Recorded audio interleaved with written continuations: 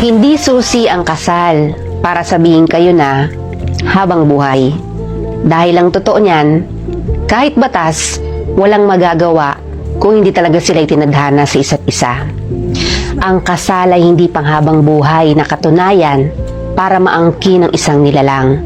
Ito'y isang papel na nagbibigay ng karapatan sa mga taong nagmamahalan na kadalasan sa una lang nararamdaman at kalaunan nauuwi rin sa hiwalayan. Dala ng hindi pagkakaunawaan, hindi porket kinasal ka sa isang tao ay habang buhay mo nang makakasama ito. Dahil kung minsan, isa lang pala siya sa magiging daan para makilala niya ang talagang taong nakatadhana para sa kanya. Kinikilala man ng Diyos at batas ang bisa ng kasal, pero iba pa rin ang bisa ng dalawang taong itinadhana talaga. At may real talk tayo dyan.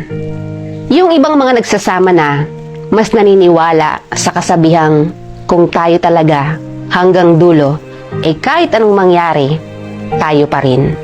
Yung tipong masaya na sila sa ganoong setup ng pagsasama. Yung kahit walang kasal, pero tanggap ang isa't isa.